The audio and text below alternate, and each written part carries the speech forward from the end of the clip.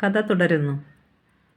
Bike സ്റ്റാർട്ടാക്കി തൻ്റെ ലോഡ്ജിലേക്ക് പോകാൻ തുടങ്ങുമ്പോൾ രോഹിത്തിന് കൊറിയറിൻ്റെ കാര്യം ഓർമ്മ വന്നു. പ്രീതി അയച്ച ഗിഫ്റ്റ് എന്താണെന്നറിയാൻ അവൻ്റെ മനസ്സ് തിടുക്കം കൂട്ടി. ഡ്യൂട്ടി സമയം വരെ കാത്തിരിക്കാനുള്ള ക്ഷമ അവനുണ്ടായിരുന്നില്ല. 3 കിലോമീറ്റർ അകലെയുള്ള റിസോർട്ടിലേക്ക് അവൻ ബൈക്ക് ഓടിച്ചു. റിസോർട്ടിലെ മുറികൾ ആർഭാടം നിറഞ്ഞവയായിരുന്നു. അതുകൊണ്ട് തന്നെ രോഹിത് ഉൾപ്പെടെയുള്ള റിസോർട്ട് ജീവനക്കാർക്ക് അവിടെ മുറി അനുവദിച്ചിരുന്നില്ല. പകരം റിസോർട്ട് ഉടമയുടെ തന്നെ ലോഡ്ജിൽ അവരെ താമസിപ്പിച്ചു. ഗിഫ്റ്റ് പാക്കറ്റ് എടുക്കാനുള്ള തൻ്റെ തിടുക്കം കണ്ട് ഡ്യൂട്ടിയിലുണ്ടായിരുന്ന ഗീതു ചിരിക്കുന്നത് രോഹിത് കണ്ടില്ലെന്ന് നടിച്ചു. ആകർഷകമായ നനുത്ത അക്ഷരങ്ങളാൽ എഴുതിയ വിലാസം കൗതുകത്തോടെ നോക്കുമ്പോൾ രോഹിത്തിൻ്റെ കണ്ണുകൾ തിളങ്ങി. ബൈക്കിന് സമീപമെത്തിയ രോഹിത്തിന് തിടുക്കത്തിൽ പാക്കറ്റ് തുറന്നു നോക്കി. ഒരു പുതിയ മൊബൈൽ ഫോൺ ആയിരുന്നു അത്. പ്രശസ്ത കമ്പനിയുടെ ലേറ്റസ്റ്റ് മോഡൽ. രോഹിത്തിൻ്റെ മനസ്സിൽ വളരെ നാളുകൾക്ക് ശേഷം വീണ്ടും ആഹ്ലാദത്തിൻ്റെ തിരകൾ ഉണർന്നു. ഒപ്പമുണ്ടായിരുന്ന ആശംസ കാർഡിൽ പ്രീതിയുടെ ഭംഗിയുള്ള ചുവന്ന അക്ഷരങ്ങൾ. Hi Rohit, many many happy returns of the day. സ്നേഹം, പ്രീതി. താൻ താമസിക്കുന്ന ലോഡ്ജ് ലക്ഷ്യമാക്കി രോഹിത് ബൈക്ക് ഓടിച്ചു. ഏറെ നാളുകളായി താൻ കടന്നു പോകുന്ന ആ വഴിക്ക് വളരെ ഭംഗിയുണ്ടെന്ന് അന്ന് ആദ്യമായി അവന് തോന്നി. പ്രീതിയുടെ ഗിഫ്റ്റ് ഒറ്റ നിമിഷം കൊണ്ട് അവൻ്റെ ആത്മവിശ്വാസം ഉയർത്തി. എല്ലാ പ്രശ്നങ്ങളെയും അതിജീവിച്ച് തനിക്ക് വീണ്ടും കോളേജ് ജീവിതത്തിലേക്ക് മടങ്ങാനാകുമെന്ന് അവന് തോന്നി. അവൻ്റെ ഉള്ളിൽ പുതിയ ഊർജം വന്നു നിറഞ്ഞു. രോഹിത് തൻ്റെ മുറിയിൽ പ്രവേശിച്ചപ്പോഴും സമീർ നല്ല ഉറക്കത്തിലായിരുന്നു. രോഹിത് പ്രീതിയുടെ ഗിഫ്റ്റായ മൊബൈൽ ശ്രദ്ധാപൂർവ്വം കയ്യിലെടുത്ത് ഒന്നുകൂടി തിരിച്ചും മറിച്ചും പരിശോധിച്ചു. പിന്നെ തൻ്റെ പഴയ മൊബൈൽ എടുത്ത് അതിലെ സിം കാർഡ് പുറത്തെടുത്തു. വളരെ ശ്രദ്ധാപൂർവ്വം പുതിയ മൊബൈൽ ഫോണിൻ്റെ സിം സ്ലോട്ട് തുറന്ന് സിം നിക്ഷേപിച്ച ശേഷം ഫോൺ ചാർജ് ചെയ്യാൻ വെച്ചു. ഗിഫ്റ്റ് കൈപ്പറ്റിയ വിവരം പ്രീതിയെ വിളിച്ച് പറഞ്ഞാലോ? അവൻ ആലോചിച്ചു. വേണ്ട, കുറച്ച് നാടകീയമായി മെസ്സേജ് അയക്കാം അവൻ തീരുമാനിച്ചു. പക്ഷേ മെസ്സേജ് എങ്ങനെ വേണമെന്ന കാര്യത്തിൽ അവന് കൺഫ്യൂഷൻ ഉണ്ടായിരുന്നു. എങ്കിലും വാട്സാപ്പ് ഇൻസ്റ്റാൾ ചെയ്ത ഉടൻ രോഹിത് അയച്ച ആദ്യ സന്ദേശം പ്രീതിക്കാണ്. മരുഭൂമിയിലേക്ക് മഴ കൊണ്ടുവന്നതിന് നന്ദി.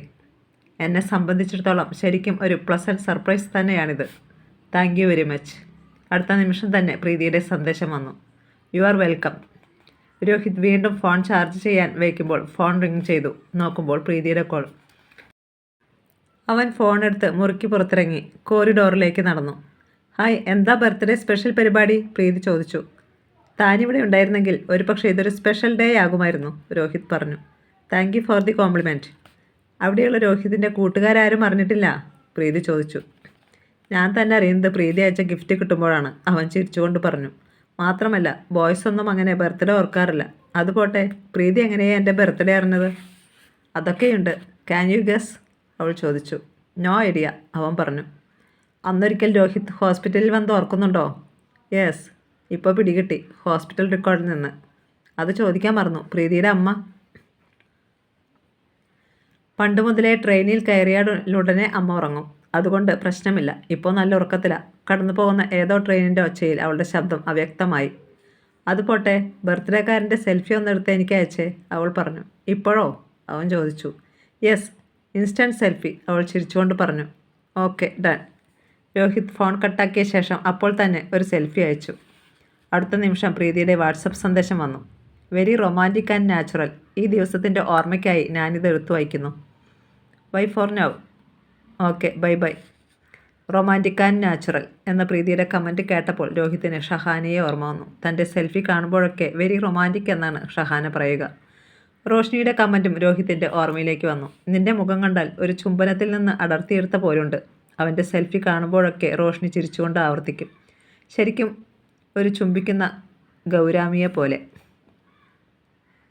വാസ്തവത്തിൽ അങ്ങനെ പറയുമ്പോഴൊക്കെ റോഷ്നിയുടെ മുഖത്ത് റൊമാൻറ്റിക് ഭാവമാണ് രോഹിത്തിന് കാണാനാവുക. ആ കണ്ണുകളിൽ അപ്പോൾ ഉണ്ടായിരുന്ന തിളക്കം ഒരു കാമുകിയുടേതായിരുന്നു. ലിവിംഗ് റൂമിൽ ചുംബിക്കുന്ന ഗൗരാമി മത്സ്യങ്ങൾ മാത്രമുണ്ടായിരുന്ന അക്വേറിയത്തിനരികിലെ സോഫയിൽ തന്നെ നോക്കിയിരിക്കുമ്പോഴും ആ കണ്ണുകളിൽ അതേ ഭാവമായിരുന്നു. എപ്പോഴോ അത് തീക്ഷ്ണമായി. ഒടുവിൽ നിയന്ത്രണം വിട്ട ദീർഘചുംബനങ്ങളായി അത് പരിണമിച്ചു. ഫോണിൻ്റെ ഒച്ച കേട്ടപ്പോൾ അവൻ ഓർമ്മകളിൽ നിന്ന് ഉണർന്നു. നോട്ടിഫിക്കേഷൻ നോക്കുമ്പോൾ വക്കീലിൻ്റെ ഇമെയിലാണ്. ഓപ്പൺ ചെയ്ത് നോക്കി. രോഹിത് ഉൾപ്പെട്ട റാഗിംഗ് കേസിൻ്റെ FIR മുതൽ അതുവരെയുള്ള ഫയലുകളുടെ PDF ആണ്. ആ ഫയലുകളുടെ ഉള്ളടക്കത്തെക്കുറിച്ച് രോഹിത് നേരത്തെ കേട്ടിരുന്നു.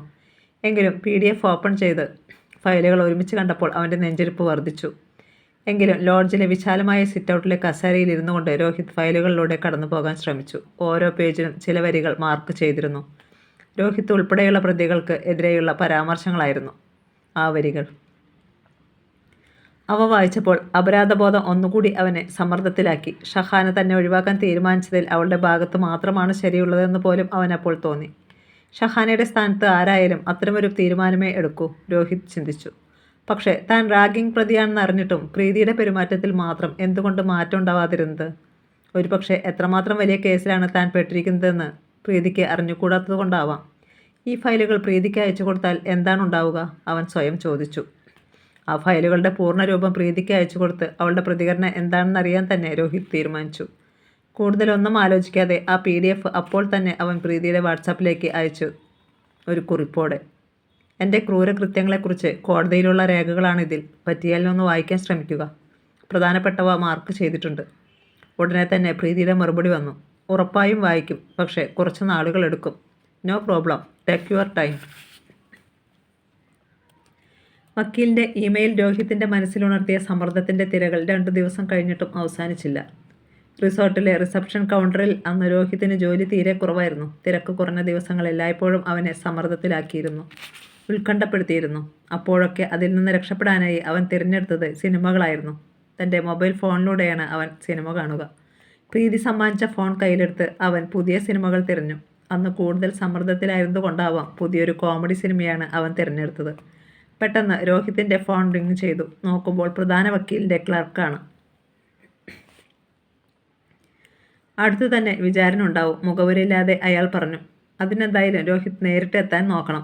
തീയതി ഞാൻ വിളിച്ചു പറയാം. വിചാരണയ്ക്ക് 2 ദിവസം മുമ്പേ എത്തണം. അഖിൽ സാർ അയച്ചു തന്ന ഫയലുകളൊക്കെയാണ് വായിച്ച് പഠിച്ചിട്ട് വേണം വരാൻ. പിന്നെ വിചാരണ വേളയിലെ ചോദ്യങ്ങൾക്ക് എന്തൊക്കെ മറുപടികളാണ് കൊടുക്കേണ്ടതെന്ന് ഇവിടെ വരുമ്പോൾ അഖിൽ സാർ പറഞ്ഞു തരും, ഒറ്റ ശ്വാസത്തിൽ അയാൾ പറഞ്ഞ് അവസാനിപ്പിച്ചു. അതുകൂടി കേട്ടപ്പോൾ രോഹിത് കൂടുതൽ സമ്മർദ്ദത്തിലായി. അവൻ പെട്ടെന്ന് ചെറിയച്ഛനെ വിളിച്ച് വക്കീലിൻ്റെ ക്ലർക്ക് വിളിച്ച് കാര്യം പറഞ്ഞു. അതൊന്നും കേട്ട് നീ ബേജാറാവണ്ട. നീയൊരു കാര്യം ചെയ്യ്, ആ വക്കീലിൻ്റെ അക്കൗണ്ടിലേക്ക് കുറച്ച് കാശ് കൂടി അയച്ചേക്ക്. ഇത് അതിനുള്ള വിളിയാണ്. ഞാൻ അന്വേഷിച്ചിരുന്നു. വിചാരണ അടുത്തെങ്ങും ഉണ്ടാവില്ലെന്നുറപ്പാ. റാഗിങ്ങിനിരയായ പയ്യനില്ലേ, അവനിപ്പോൾ ഹോസ്പിറ്റലിലാണുള്ളത്. നിമിത്തിന് എന്ത് പറ്റി? രോഹിത് പെട്ടെന്ന് ചോദിച്ചു. അന്നുണ്ടായ പ്രശ്നങ്ങളുടെ തുടർച്ചയാവും. ഇടയ്ക്ക് കൗൺസിലിങ്ങിനായി ഏതോ സൈക്കോളജിസ്റ്റിനെ കാണാറുണ്ടെന്നും കേട്ടു. റാഗിങ് സൃഷ്ടിച്ച ഭീതി ഇനിയും മാറിയിട്ടില്ലത്രേ. അതെന്തായാലും കേസ് പെട്ടെന്ന് തീർപ്പാക്കാൻ അവർ അടുത്തൊന്നും ശ്രമിക്കില്ലെന്നുറപ്പാണ്. നിമിത്തിനെക്കുറിച്ച് ചെറിയച്ഛൻ പറഞ്ഞ കാര്യങ്ങൾ ഓർത്ത് രോഹിത്തിന് വല്ലാത്ത വിഷമവും സ്വയം വെറുപ്പും തോന്നി. കേസിലെ 1-ാം പ്രതിയായ താൻ ഇവിടെ പുതിയ ജോലിയുമായി മുന്നോട്ട് പോകാൻ ശ്രമിക്കുന്നു. പ്രീതിയുമായുള്ള സൗഹൃദത്തിലൂടെ ഷഹാനയെ മറക്കാൻ ശ്രമിക്കുന്നു. ക്യാമ്പസിലേക്കുള്ള തിരിച്ചുപോക്ക് സ്വപ്നം കാണുന്നു. അതേസമയം ഇരയായ നിമിത്ത് ഇപ്പോഴും ചികിത്സയിലാണ്. ആ വൈരുദ്ധ്യം രോഹിത്തിൻ്റെ കുറ്റബോധം ഇരട്ടിയാക്കി. ആ ഒഴിവു ദിവസങ്ങളിൽ നാട്ടിലേക്ക് പോകാതെ ഹോസ്റ്റലിൽ തുടരാൻ താൻ തീരുമാനിച്ചത് എന്തിനു വേണ്ടിയായിരുന്നു? രോഹിത് സ്വയം ചോദിച്ചു. രോഹിത് എന്ന 1-ാം പ്രതി കരുതിക്കൂട്ടി പ്ലാൻ ചെയ്ത് നടപ്പാക്കിയ ഒരു പദ്ധതിയാണ് ഈ റാഗിംഗ് എന്ന് സാഹചര്യ തെളിവുകളിൽ നിന്ന് വ്യക്തമാണ്. FIRലെ ആ കണ്ടുപിടുത്തം വീണ്ടും രോഹിത്തിൻ്റെ ഓർമ്മയിലേക്ക് വന്നു. വാസ്തവത്തിൽ താൻ ബോധപൂർവം പ്ലാൻ ചെയ്ത കാര്യങ്ങളൊന്നുമല്ല അന്ന് നടന്നത്. നിമിത്ത് ആ ദിവസം ഹോസ്റ്റലിലുണ്ടെന്ന് താൻ അറിയുന്നത് തന്നെ ബാത്റൂമിൽ നിന്ന് മടങ്ങി വരുന്ന അവനെ കാണുമ്പോഴാണ്. അവൻ്റെ റൂമിനടുത്ത് പെയിൻറ്റിങ് പണി നടന്നിരുന്നുകൊണ്ടാണ് അവൻ ആ ബാത്റൂമിലേക്ക് വന്നത് തന്നെ. അങ്ങനെ യാദൃശ്ചികതകൾ നിറഞ്ഞ ആ സന്ദർഭത്തെ താൻ മുൻകൂട്ടി കാണുന്നത് എങ്ങനെയാണ്? രോഹിത് സ്വയം ചോദിച്ചു. ഓർക്കാപ്പുറത്ത് തൻ്റെ ഭാഗത്തു നിന്നുണ്ടായ വലിയൊരു തെറ്റു മാത്രമാണത്. രോഹിത് തന്നോട് തന്നെ വിശദീകരിക്കാൻ ശ്രമിച്ചു. എവിടെ നിന്നൊക്കെയോ ഉൾമനസ്സിൽ ചേക്കേറിയ എന്തിൻ്റെയൊക്കെയോ പ്രേരണ. സെക്സ് ഹോർമോൺ തട്ടിയെടുത്ത ചില നിമിഷങ്ങൾ, മനസ്സിൻ്റെ നിയന്ത്രണം, അതിവൈകാരികത കവർന്നെടുത്ത ചില നിമിഷങ്ങൾ. ഒന്നും തന്നെ ബോധപൂർവമായിരുന്നില്ല. സിനിമ കാണുന്നത് തുടരുമ്പോഴും രോഹിത് മനസ്സിൽ സ്വയം ന്യായീകരിക്കാൻ ശ്രമിച്ചുകൊണ്ടിരുന്നു. പക്ഷേ എത്ര ശ്രമിച്ചിട്ടും കേസ് ഫയലിലെ ചില പരാമർശങ്ങൾ രോഹിത്തിനെ വേട്ടയാടിക്കൊണ്ടിരുന്നു. നിമിത്ത് പകുതി സമ്മതത്തോടെയാണ് തനിക്ക് വഴങ്ങിയതെന്ന 1-ാം പ്രതിയുടെ അവകാശവാദം പൂർണ്ണമായും തെറ്റാണ്. അപരിചിത സാഹചര്യത്തിൽ ഒരു സീനിയർ വിദ്യാർത്ഥിയെ തട്ടിമാറ്റി കടന്നുപോകാൻ നിമിത്തിന് കഴിയാതെ പോയത് ഭയം കൊണ്ട് മാത്രമാണ്. നിമിത്തിൻ്റെ മൊഴിയിൽ ഇത് വളരെ വ്യക്തവുമാണ്. സീനിയർ എന്ന മേധാവിത്വത്തിലൂടെ മാത്രം അനുസരിപ്പിക്കാൻ ശ്രമിച്ച തന്നെ ഒന്ന് തടയാൻ പോലും കഴിയാത്ത നിമിത്തിൻ്റെ നിസ്സഹായത, അതിലേക്കാണ് ടെറർ ഗ്രൂപ്പ് കാട്ടുപോത്തുകളെ പോലെ ചാടി വീണത്. രോഹിത് റാഗിംഗ് നിമിഷങ്ങളെ വസ്തുനിഷ്ഠമായി നോക്കിക്കാണാൻ ശ്രമിച്ചു. പരോക്ഷമായെങ്കിലും എല്ലാറ്റിനും വഴിയൊരുക്കിയത് താനാണെന്ന ചിന്തയിൽ നിന്ന് രോഹിത്തിന് പുറത്തു കടക്കാനായില്ല. കേസ് അന്വേഷിച്ച പോലീസിൻ്റെ വാദങ്ങൾ മുഖവിലേക്കെടുത്താണ് കേസ് പുരോഗമിക്കുന്നതെങ്കിൽ എല്ലാ പ്രതികൾക്കും കടുത്ത ശിക്ഷ ഉറപ്പാണ്. റാഗിംഗ് തന്നെ വളരെ വലിയൊരു കുറ്റകൃത്യമാണ്. പക്ഷേ ഇവിടെ പ്രതികൾ നടത്തിയ കുറ്റകൃത്യത്തിൻ്റെ വിശദാംശങ്ങളിലേക്ക് കടക്കുമ്പോൾ റാഗിംഗ് എന്നത് ഒരു ഓമനപ്പേർ മാത്രമായി മാറും. എന്തുകൊണ്ടെന്നാൽ അതിക്രൂരമായ റേപ്പാണ് വാസ്തവത്തിൽ ഈ 5 പ്രതികളും ചേർന്ന് നടത്തിയിട്ടുള്ളത്. പോലീസ് ആവർത്തിക്കുന്ന പ്രധാന വാദത്തെക്കുറിച്ചോർത്തപ്പോൾ രോഹിത്തിന് ശരീരമാകെ വിറയൽ അനുഭവപ്പെട്ടു. കോടതിയിൽ ശിക്ഷിക്കപ്പെട്ടാൽ താൻ ഒന്നുകൂടി വെറുക്കപ്പെട്ടവനായി മാറുമെന്ന ചിന്ത രോഹിത്തിനെ കടുത്ത അരക്ഷിതബോധത്തിലേക്ക് തള്ളിയിട്ടു. നേരത്തെ അറസ്റ്റ് നടന്ന സന്ദർഭത്തിൽ മറ്റ് 4 പ്രതികൾക്കൊപ്പം കോടതി പരിസരത്ത് എത്തിച്ചപ്പോൾ തടിച്ചുകൂടിയ ജനക്കൂട്ടം കയ്യേറ്റം ചെയ്യാൻ ശ്രമിച്ച കാര്യം അവന് ഓർമ്മ വന്നു. ഏതൊക്കെയോ കോണിൽ നിന്ന് അറപ്പുളവാക്കുന്ന തെറിവിളി ഉയർന്നു കേട്ടു. ആരൊക്കെയോ തിക്കിത്തിരക്കി മുന്നിലേക്ക് ഇരച്ചു കയറി കയ്യിൽ കിട്ടിയതൊക്കെ മുഖത്തിന് നേരെ വലിച്ചെറിഞ്ഞു. കോടതി വിധിക്ക് ശേഷം അതെല്ലാം കൂടുതൽ ശക്തമായി ആവർത്തിക്കപ്പെടുന്നത് രോഹിത് ഭാവനയിൽ കാണാൻ ശ്രമിച്ചു. Hello, excuse me. കൗണ്ടറിൽ മുട്ടുന്നതിനൊപ്പം ആരോ രോഹിത്തിനെ വിളിച്ചു. താൻ റിസപ്ഷൻ കൗണ്ടറിൽ തല താങ്ങിപ്പിടിച്ച് ഇരുന്ന് ഉറങ്ങുകയാണെന്ന തിരിച്ചറിവോടെ രോഹിത് പരിസരബോധത്തിലേക്ക് ഞെട്ടി ഉണർന്നു. Sorry, what can I do for you? Rohit പ്രസന്നഭാവം വീണ്ടെടുക്കാൻ ശ്രമിച്ചുകൊണ്ട് ചോദിച്ചു. താൻ ഡോക്ടർ ഗുരുമൂർത്തിയെ കാണാൻ വന്നതാണെന്നും അപ്പോയിൻമെൻ്റ് എടുത്തിട്ടുണ്ടെന്നും വന്നയാൾ ഹിന്ദിയിൽ വളരെ വേഗം പറഞ്ഞു. രോഹിത് ഗുരുമൂർത്തിയെ വിളിച്ചു ചോദിച്ചു. മൂർത്തി നിർദ്ദേശിച്ചതനുസരിച്ച് വന്നയാൾ 3-ാം നിലയിലെ മൂർത്തിയുടെ മുറിയിലേക്ക് പോയി. കൗൺസിലിംഗ് സൈക്കോളജിസ്റ്റ് എന്ന നിലയിൽ പ്രശസ്തനായ ഗുരുമൂർത്തി റിസോർട്ടിൽ താമസത്തിനെത്തിയത് 2 ആഴ്ച മുമ്പാണ്. ഇതിനകം ഏറെ പേർ അദ്ദേഹത്തെ കൺസൾട്ട് ചെയ്യാനെത്തി. തമിഴ്നാട്ടുകാരനായ മൂർത്തി ഇന്ത്യയിലെ മിക്ക ഭാഷകളും അനായാസം കൈകാര്യം ചെയ്തു. പല ഭാഷകളിലെ പ്രതിവാര പംക്തികളും അഭിമുഖങ്ങളും മൂർത്തിയെ പ്രശസ്തനാക്കി. അതുകൊണ്ട് തന്നെ മൂർത്തിയെ കാണാനെത്തിയതും പല ഭാഷക്കാരാണ്. അലസമായിരുന്ന റിസോർട്ടിലെ കാൻറ്റീനിൽ നിന്നുള്ള പതിവ് കോഫി കുടിക്കാൻ തുടങ്ങുമ്പോൾ രോഹിത്തിന് പ്രീതിയുടെ വാട്സപ്പ് സന്ദേശം വന്നു. Hi Rohit, how are you? മെസ്സേജിന് മറുപടി അയക്കാതെ പ്രീതിക്ക് ഒരു സർപ്രൈസ് ആയിക്കോട്ടെ എന്ന് കരുതി രോഹിത് അവളെ അപ്പോൾ തന്നെ വിളിച്ചു. ഹായ് രോഹിത്. ട്രെയിൻ കടന്നു പോകുന്ന ഒച്ചയിൽ അവളുടെ ശബ്ദം അവ്യക്തമായി. ഹായ് പ്രീതി, ഇപ്പോഴും ട്രെയിനിലോ? രോഹിത് തെല്ല അത്ഭുതത്തോട് ചോദിച്ചു. അല്ലല്ല, പ്രീതി ചിരിച്ചുകൊണ്ട് പറഞ്ഞു. ഞങ്ങൾ റെയിൽവേ ക്രോസിലാണ്, ഹോസ്പിറ്റലിൽ നിന്നും മടങ്ങുന്ന വഴി. ആണോ? എന്നാൽ ഞാൻ കുറച്ച് കഴിഞ്ഞ് വിളിക്കാം. പിന്നെ അമ്മയ്ക്ക് എങ്ങനെയുണ്ട്? രോഹിത് ചോദിച്ചു. കുറച്ച് ബെറ്ററാ. ഒരു കാര്യം ചെയ്യേ, ഫ്രീ ആകുമ്പോൾ ഒന്ന് വാട്സപ്പ് ചെയ്യേ, ഞാൻ വിളിക്കാം, രോഹിത് പറഞ്ഞു. Okay, bye bye. Phone call അവസാനിച്ചപ്പോൾ ഷഹാനയുമായുള്ള ഒരു ഫോൺ സംഭാഷണം രോഹിത്തിന് ഓർമ്മ വന്നു. ഹോളിഡേക്ക് തുടങ്ങുന്നതിൻ്റെ തലേ ദിവസം നാട്ടിലേക്ക് പോകാനായി ഷഹാന റെയിൽവേ പ്ലാറ്റ്ഫോമിൽ നിൽക്കുമ്പോഴായിരുന്നു അത്. പ്ലാറ്റ്ഫോമിലെ അനൗൺസ്മെൻറ്റും മറ്റും പശ്ചാത്തലത്തിൽ കേട്ടുകൊണ്ടിരുന്നുകൊണ്ടാവാം തിടുക്കത്തിലാണ് ഷഹാന സംസാരിച്ചത്. ഞാൻ പോകുന്നത് അത്ര പ്രശ്നമാണെങ്കിൽ എന്നെ യാത്രയാക്കാനെങ്കിലും രോഹിത്തിന് വരാമായിരുന്നു. ഞാൻ വേണ്ടാന്ന് പറഞ്ഞോ? ഇല്ലല്ലോ. അന്നത്തെ അവളുടെ ശബ്ദം ഇപ്പോൾ രോഹിത്തിൻ്റെ കാതുകളിൽ മുഴങ്ങുന്നതായി അവന് തോന്നി. ഒഴിവു ദിവസങ്ങളിൽ താൻ ഹോസ്റ്റലിൽ തുടരുന്നത് അവൾക്ക് തീരെ ഇഷ്ടമല്ലായിരുന്നു. ഇവിടെ നിന്നിട്ട് എന്തെടുക്കാനാ? ഹോസ്റ്റലിൽ തുടരാൻ ഷഹാനയെ നിർബന്ധിച്ചപ്പോൾ ഷഹാന ചോദിച്ചു. സിലബസ് ഓവർഡോസിൻ്റെ ഹാങ് ഓവറൊന്ന് മാറിക്കിട്ടണമെങ്കിൽ നാട്ടിൽ തന്നെ പോകണം, അവൾ പറഞ്ഞു. ഇവിടെ താൻ കൂടിയുണ്ടെങ്കിൽ എങ്ങോട്ടെങ്കിലേക്ക് പോകാം ഒരുമിച്ച്, അവൻ പറഞ്ഞു. പക്ഷേ ഒരു പകൽ കൊണ്ട് കാണാൻ ഈ നഗരത്തിൽ എന്താണുള്ളത്? കുറച്ചൊന്ന് വൈകിയാൽ ആ ഹോസ്റ്റൽ വാർഡൻ റൂൾസ് പറയും. പക്ഷേ അതയാൾ അറിഞ്ഞാലല്ലേ? രോഹിത് ചിരിച്ചുകൊണ്ട് ചോദിച്ചു. സോറി, മതിരിച്ചാട്ടത്തിൽ എനിക്കത്ര താല്പര്യമില്ല. താൻ ശരിക്കൊരു പഴയ മട്ടുകാരിയാ. യാഥാസ്ഥിതിക മാമൂൽ, പൊട്ടിച്ചിരിച്ചുകൊണ്ട് രോഹിത് പറഞ്ഞു. ആയിക്കോട്ടെ, സാഹസങ്ങൾ കാട്ടി കുഴപ്പങ്ങളിൽ ചെന്ന് ചാടാൻ ഞാനില്ല. ഈ പ്രായത്തിൽ സാഹസം കാട്ടിയില്ലെങ്കിൽ പിന്നെ എന്ന് കാട്ടാനാ? എന്തിനാ സാഹസത്തിന് വേണ്ടി ഒരു സാഹസം? എന്നാലേ വീട്ടിൽ പോയി കുത്തിയിരുന്നോ? ബോറടിച്ച് മരിക്കുമ്പോഴേ താനൊക്കെ പഠിക്കൂ. പക്ഷെ ചങ്ങാതി, എനിക്ക് വീടൊരു ബോറടിയല്ല. തൻ്റെ വീട്ടിലെ സാഹചര്യം വേറൊന്നായിരിക്കാം. ശരി ശരി, പറഞ്ഞതെല്ലാം ഞാൻ തിരിച്ചെടുത്തു. പോരെ, എന്തായാലും ഞാനിവിടെ ഹോസ്റ്റലിൽ തുടരും. തുടർന്നോളൂ, വേണ്ടെന്ന് ആര് പറഞ്ഞു? അവർക്കിടയിലെ അവസാന ഫോൺ വിളിയാണ് അതെന്നോർത്തപ്പോൾ രോഹിത്തിന് നഷ്ടബോധം തോന്നി. വീണ്ടും രോഹിത് ഷഹാനയെ പലതവണ വിളിച്ചിരുന്നു. വാട്സപ്പ് സന്ദേശങ്ങൾ അയച്ചിരുന്നു. ഒന്നിനോടും ഷഹാന പ്രതികരിച്ചില്ല. ഒടുവിൽ ഷഹാന തൻ്റെ നമ്പർ ബ്ലോക്ക് ചെയ്ത കാര്യം ഇനിയും രോഹിത്തിന് ഉൾക്കൊള്ളാനായില്ല. ഓരോ തവണ അതോർക്കുമ്പോഴും താൻ തകർന്നടിയുന്നതായി അവന് തോന്നി. പക്ഷേ പ്രീതിയുമായി അടുക്കാൻ തുടങ്ങിയ ശേഷം താൻ ദിവസം മുഴുവൻ ഷഹാനയെ ഓർത്തിരിക്കുന്നത് കുറഞ്ഞതായി രോഹിത് തിരിച്ചറിഞ്ഞു. അതേസമയം എന്നോ വരാനിരിക്കുന്ന കേസിൻ്റെ വിധിയെക്കുറിച്ചോർത്ത് അവൻ കൂടുതൽ ഉത്കണ്ഠപ്പെട്ടു. തൻ്റെ വക്കീലിൻ്റെ വാദമുഖങ്ങൾ പലതും കോടതി അംഗീകരിച്ചേക്കാം. പക്ഷേ അതൊന്നും തന്നെ നിരുപാധികം വിട്ടയക്കാനും വേണ്ടി ശക്തമല്ലെന്ന് രോഹിത് ചിന്തിച്ചു.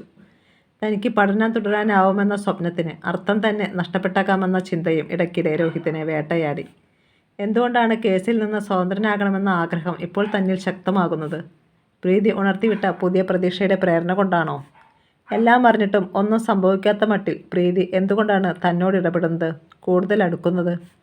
എല്ലാം ശരിയാകുമെന്ന് വിചാരിച്ച് നടക്കുന്ന ഒരു സ്വപ്ന ജീവിയാണോ അവൾ? ഷഹാനയെ അപേക്ഷിച്ച് നോക്കുമ്പോൾ കാര്യങ്ങളൊന്നും അത്ര ഗൗരവത്തോടെ എടുക്കുന്ന ആളല്ല പ്രീതി. കൂടുതൽ സ്വയം വെളിപ്പെടുത്തുന്ന കൂട്ടത്തിലുമാണ്. പെട്ടെന്ന് അടുക്കുന്ന സ്വഭാവക്കാരിയായ പ്രീതി പക്ഷേ കാര്യങ്ങളെ വിലയിരുത്തുന്നതിലും ആളുകളെ ഉൾക്കൊള്ളുന്നതിലും കൂടുതൽ പക്വത കാട്ടാറുണ്ടെന്ന് രോഹിത്തിന് തോന്നി. പ്രായോഗിക നിലപാടുകളെക്കാൾ വൈകാരികതയാണ് പ്രീതിയുടെ പെരുമാറ്റത്തിൽ മുന്നിട്ട് നിൽക്കുന്നതെന്ന് രോഹിത് വിശ്വസിച്ചു. തലച്ചോറ് കൊണ്ടല്ല, ഹൃദയം കൊണ്ടാണ് പ്രീതി കാര്യങ്ങളെ നോക്കി കാണുന്നതെന്നും അവൾ തൻ്റെ കാര്യത്തിൽ റിസ്ക് എടുക്കുന്നത് അതുകൊണ്ടാണെന്നും രോഹിത് വിശ്വസിച്ചു. ഇന്ന് വൈകുന്നേരം ഫ്രീ ആണോ? വാട്സപ്പ് ചാറ്റിങ്ങിനിടെ പ്രീതി ചോദിച്ചു.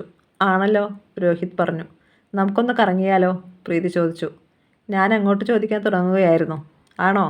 പക്ഷേ ഇന്ന് ഏതെങ്കിലും പുതിയ സ്ഥലത്തേക്കായാലോ? അവൾ ചോദിച്ചു. പുതിയ സ്ഥലത്തേക്ക് തന്നെ പോകാം, പക്ഷേ കുറച്ച് നേരത്തെ പോകണം. എത്ര മണിക്ക്? ഒരു 3 മണി. പ്രീതി ചാറ്റിംഗ് നിർത്തിയ ശേഷം രോഹിത്തിൻ്റെ ഫോണിലേക്ക് വിളിച്ചു. 3 മണി ഓക്കെയാണ്. പക്ഷേ എങ്ങോട്ടാണ് പോകുന്നത്? അവിടെ എത്തിച്ചേരും വരെ അതൊരു സസ്പെൻസ് ആയി ഇരിക്കട്ടെ, രോഹിത് ചിരിച്ചുകൊണ്ട് പറഞ്ഞു. ഓക്കെ, പിന്നെ ഒരു കാര്യം പറയാൻ മറന്നു.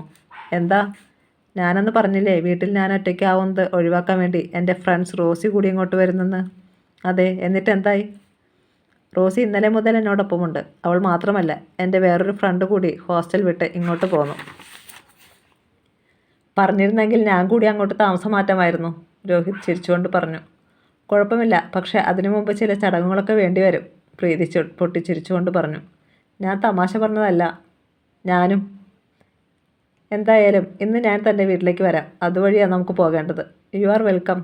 3 മണിയോടെ രോഹിത് എത്തുമ്പോൾ പ്രീതി പുതിയ താമസക്കാരോടൊപ്പം വീടിന് മുന്നിൽ കാത്തു നിന്നിരുന്നു. ഇത് സിസ്റ്റർ ലില്ലി, ഞങ്ങളുടെ ഹോസ്പിറ്റലിലെ ഹെഡ് നേഴ്സ്, പ്രീതി പരിചയപ്പെടുത്തി. റോസിയെ പിന്നെ നേരത്തെ പരിചയപ്പെട്ടിട്ടുണ്ടല്ലോ. പ്രീതിയുടെ ചലനങ്ങളിൽ എന്തിനെന്നില്ലാത്ത ധൃതിയുണ്ടായിരുന്നു. പ്രീതി ഏറ്റവും കൂടുതൽ സംസാരിക്കാറുള്ളത് രോഹിത്തിനെ കുറിച്ചാണ്. അതുകൊണ്ട് കൂടുതൽ ചോദിക്കുന്നില്ല, സിസ്റ്റർ ലില്ലി ചിരിയോടെ പറഞ്ഞു. ഏതോ വലിയ തമാശ കേട്ടതുപോലെ പ്രീതിയും റോസിയും ചിരിച്ചു. രോഹിത് ചെറിയ ചിരിയോടെ അത് കണ്ടു നിന്നു. എന്നാൽ പിന്നെ നമുക്ക് വിട്ടാലോ? ഒത്തിരി ദൂരെയല്ലേ? പ്രീതി രോഹിത്തിനോടായി ചോദിച്ചു. Your wish is my command. അങ്ങനെ പറഞ്ഞുകൊണ്ട് രോഹിത് ബൈക്ക് സ്റ്റാർട്ട് ചെയ്തു. രോഹിത്തിന് മാത്രം അറിയുന്ന സ്ഥലത്തേക്കാണ് യാത്ര, പ്രീതി കൂട്ടുകാരോട് ചിരിച്ചുകൊണ്ട് പറഞ്ഞു. ശരിക്കും എങ്ങോട്ടാണെന്ന് നിനക്കറിയില്ല? റോസി ചോദിച്ചു. His wish is my command, Preethi ചിരിച്ചുകൊണ്ട് പറഞ്ഞു. That is the spirit of friendship, sister Lily പറഞ്ഞു. വിട്ടോ, ഇല്ലെങ്കിൽ നിങ്ങളുടെ കാര്യം പോക്കാം, റോസി കുസൃതി ചിരിയോടെ പറഞ്ഞു. ലില്ലി മാഡം നല്ല മൂഡിലാണ്. സിസ്റ്റർ ലില്ലി ഉൾപ്പെടെ എല്ലാവരും ചിരിച്ചു. വെയിലിന് ചൂട് തീരെ കുറവായിരുന്നു. മെല്ലെ കടന്നു വന്ന ഇളം കാറ്റിൽ ചെറിയ ഈർപ്പം തങ്ങി നിന്നു. ആകെ കൂടി ഒരു നല്ല വൈകുന്നേരത്തിൻ്റെ സൂചനകൾ. ഏതാണ്ട് 20 കിലോമീറ്ററേ ഉണ്ടാവൂ. അത്രയേ ഉള്ളൂ. ഞാൻ കുറഞ്ഞത് 1 മണിക്കൂർ റൈഡ് പ്രതീക്ഷിച്ചു. അപ്പോൾ ബൈക്ക് യാത്ര അത്രയ്ക്ക് ഇഷ്ടമാണോ? അതാർക്കാണ് ഇഷ്ടമല്ലാത്തത്? ഹൈവേ കഴിഞ്ഞാൽ പിന്നെ പച്ചപ്പിനിടയിലൂടെയുള്ള ചെറു റോഡുകളാണ്, രോഹിത് പറഞ്ഞു. പക്ഷേ എന്തിനാണ് ഇത്ര വേഗത? പ്രീതി ചോദിച്ചു. ഹൈവേ പിന്നിടും വരെ വേഗത, പിന്നെ മെല്ലെ മെല്ലെ, രോഹിത് ചിരിച്ചുകൊണ്ട് പറഞ്ഞു. രോഹിത് ഈ വഴിക്ക് ഒരുപാട് സഞ്ചരിച്ചിട്ടുണ്ടെന്ന് തോന്നുന്നു. 2-3 തവണ. ഒറ്റയ്ക്ക്? അല്ല, ഫ്രണ്ട്സിനൊപ്പം. കുറച്ചു കഴിഞ്ഞപ്പോൾ അവർ ഹൈവേയിൽ നിന്ന് ചെറു റോഡിലേക്ക് പ്രവേശിച്ചു. നിറഞ്ഞ പച്ചപ്പിനിടയിലൂടെ ഒഴുകി നീങ്ങുന്ന പോലെയാണ് രോഹിത് ബൈക്ക് ഓടിച്ചത്. സാന്ദ്രമായ തണുത്ത കാറ്റ് അവരെ തലോടി കടന്നു പോകാൻ തുടങ്ങി. കടൽ അല്ലെങ്കിൽ കായൽ അടുത്തുണ്ടെന്ന് തോന്നുന്നു, പ്രീതി ചോദിച്ചു. തോന്നൽ ശരിയാ, പക്ഷേ നമ്മൾ പോകുന്നത് അങ്ങോട്ടല്ല, രോഹിത് ചിരിച്ചുകൊണ്ട് പറഞ്ഞു. കുറച്ചുകൂടി ചെന്നപ്പോൾ ഈർപ്പമില്ലാത്തതെങ്കിലും ഹൃദ്യമായ കാറ്റ് വീശാൻ തുടങ്ങി. രോഹിത് പറഞ്ഞത് ശരിയാണെന്നും താൻ വിചാരിക്കുന്നതിലും ഭംഗിയുള്ളൊരിടത്ത് ആ റോഡ് ചെന്നെത്തുമെന്നും അവൾക്ക് തോന്നി.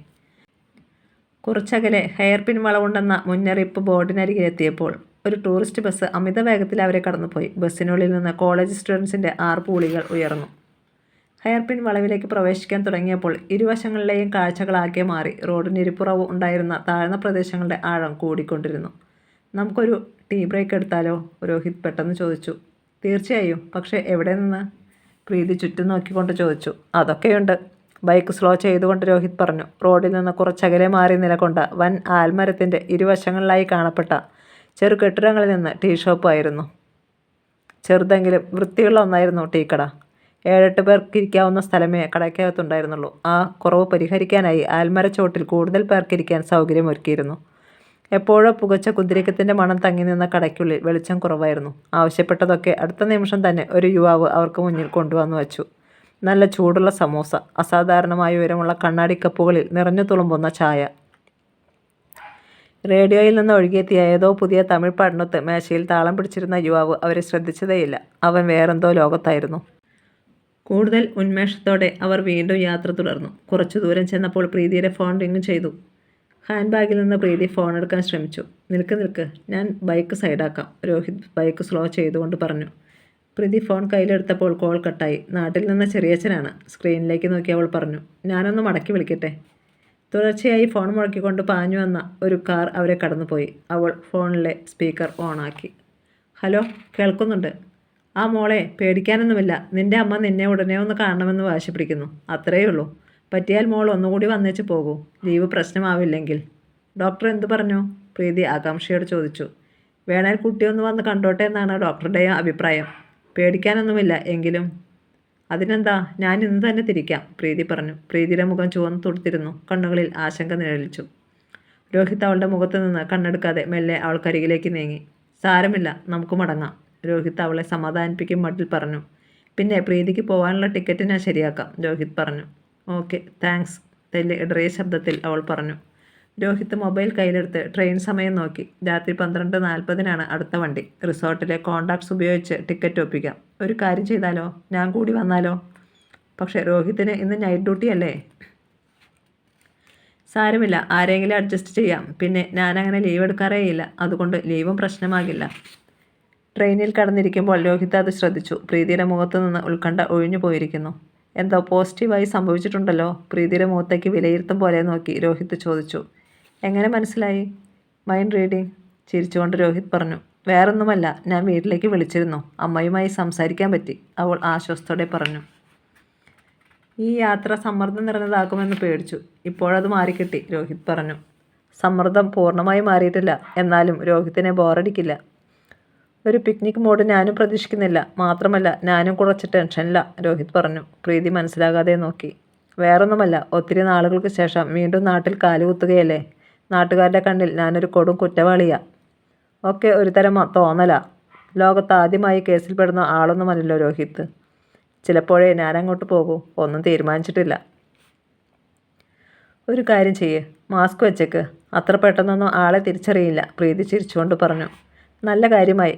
കട്ട ലോക്ക്ഡൗൺ കാലത്ത് പോലും മാസ്ക് വയ്ക്കാത്ത ആൾക്കാരാണ് അവിടെയുള്ളത്, രോഹിത് ചിരിച്ചുകൊണ്ട് പറഞ്ഞു. അവർക്കിടയിലേക്ക് മാസ്കും ഫിറ്റ് ചെയ്തിറങ്ങിയാൽ പരിചയമില്ലാത്തവർ കൂടി കണ്ടുപിടിക്കും. എന്നാൽ പിന്നെ അങ്ങോട്ട് പോകാതിരുന്നുകൂടെ, അവൾ ചോദിച്ചു. ഞാനും ആലോചിക്കുന്നതാ, നോക്കട്ടെ. നല്ല ഉറക്കം വരുന്നു, അവൾ പറഞ്ഞു. താൻ ധൈര്യമായിട്ട് ഉറങ്ങിക്കോ. ഈ ട്രെയിൻ എവിടെ എത്തുമ്പോൾ രാവിലെ 8-9 മണിയാവും. Okay, good night. Same to you, sweet dreams. അവർ രണ്ടുപേരും വിചാരിച്ചതിൽ നേരത്തെ ഉണർന്നു. ഇടയ്ക്ക് ക്രോസിംഗ് ഉണ്ടായിരുന്നു. അവിടെ എത്തുമ്പോൾ 10 മണിയെങ്കിലും ആവും, രോഹിത് പറഞ്ഞു. സ്റ്റേഷനിൽ ഇറങ്ങിയിട്ട് നേരെ ഹോസ്പിറ്റലിലേക്കല്ലേ പോകേണ്ടത്, രോഹിത് ചോദിച്ചു. അല്ലല്ല, അമ്മ വീട്ടിലേക്ക് പോന്നു. ഞാൻ പറഞ്ഞതൊക്കെ മറന്നോ, അവൾ ചോദിച്ചു. അപ്പോൾ ഞാനും വീട്ടിലേക്ക് വരണം, രോഹിത് ചോദിച്ചു. പിന്നെ വരാതെ? എന്നെ കണ്ടാൽ തൻ്റെ അമ്മയ്ക്ക് പ്രശ്നമാകില്ലേ? ചോദിച്ചാൽ ഞാൻ ആരാന്ന് പറയും? ഞാനെല്ലാം തുറന്നു പറയാൻ പോവുകയാ. ഇത് ഞാൻ കെട്ടാൻ പോണ ചെക്കൻ, പേര് മത്തായിക്കുട്ടി, അവൾ പൊട്ടിച്ചിരിച്ചുകൊണ്ട് പറഞ്ഞു. രോഹിത് റൊമാൻറ്റിക് ഭാവത്തിൽ അവൾക്കരികിലേക്ക് നീങ്ങിയിരുന്നു. എന്തു പറ്റി, അവൾ ഗൗരവം നടിച്ചുകൊണ്ട് ചോദിച്ചു. കെട്ടാൻ പോണ ആളല്ലേ, പിന്നെന്താ പ്രശ്നം? കെട്ടാൻ പോണല്ലേ ഉള്ളൂ, കെട്ട് കഴിഞ്ഞിട്ടില്ലല്ലോ. എന്തായാലും ഞാൻ എൻ്റെ സ്ഥലത്തേക്ക് പോകണ്ടെന്ന് തീരുമാനിച്ചു, കുറേ കഴിഞ്ഞ് രോഹിത് പെട്ടെന്ന് പറഞ്ഞു. ശരിക്കും? ഇവിടെ തന്നെ റൂം ബുക്ക് ചെയ്തു. നേരാണോ? ഇന്നലെ ഉറങ്ങും മുമ്പ് അതായിരുന്നു പണി. എവിടെ? സ്റ്റേഷനടുത്ത് തന്നെ. അപ്പോൾ എൻ്റെ വീട്ടിലേക്ക്, അവൾ ചോദിച്ചു. എൻ്റെ ബാഗൊക്കെ ഒന്ന് റൂമിൽ വെച്ചിട്ട് വരാം. അപ്പോൾ എനിക്കൊപ്പം വരുന്നില്ല? ഒരുമിച്ച് തന്നെ പോകാം. ഇതവിടെ വയ്ക്കാൻ അധിക നേരം വേണ്ടല്ലോ, തൊട്ടടുത്ത ലോഡ്ജ്. ഓക്കെ, നോ പ്രോബ്ലം, അവൾ പറഞ്ഞു. രോഹിത് വാഷ്റൂമിലേക്ക് പോയി മടങ്ങി വരുമ്പോൾ നിശബ്ദമായി കരഞ്ഞുകൊണ്ടിരിക്കുന്ന പ്രീതിയെയാണ് കണ്ടത്. എന്തു പറ്റി? ആരും ഫോൺ എടുക്കുന്നില്ല. ഞാൻ വീട്ടിലേക്ക് വിളിച്ചിരുന്നു, അവൾ കണ്ണു തുറച്ചുകൊണ്ട് പറഞ്ഞു. അതാണോ കാര്യം?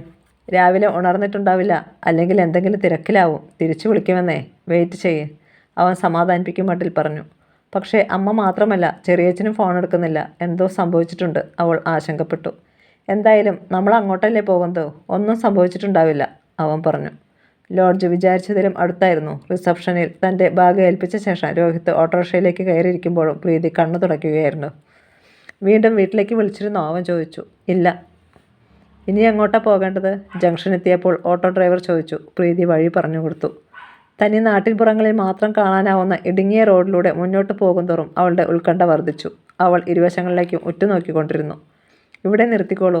ടാറിട്ട റോഡ് അവസാനിക്കുന്നിടം എത്തിയപ്പോൾ അവൾ പറഞ്ഞു. ഇറങ്ങി നടക്കുമ്പോൾ അവളുടെ ആശങ്ക ശരിയാണെന്ന് രോഹിത് മനസ്സിലാക്കി. 4-5 വീടുകൾക്കപ്പുറം കുറച്ച് ആളുകൾ കൂടി നിൽക്കുന്നുണ്ടായിരുന്നു.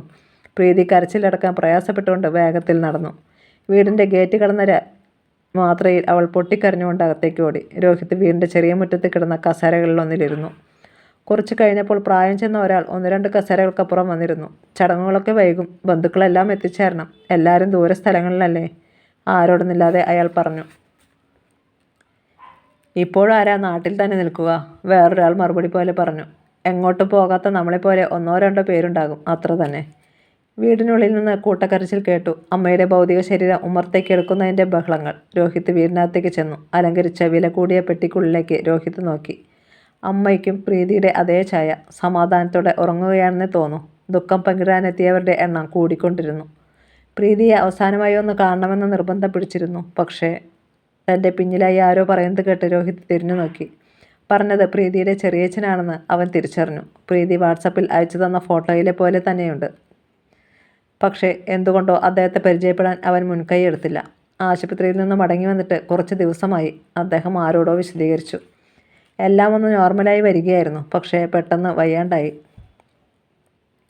എന്തും എപ്പോഴും സംഭവിച്ചേക്കാമെന്ന് ഡോക്ടർ മുന്നറിയിപ്പ് തന്നിരുന്നു. പക്ഷേ ഇത്ര പെട്ടെന്ന്?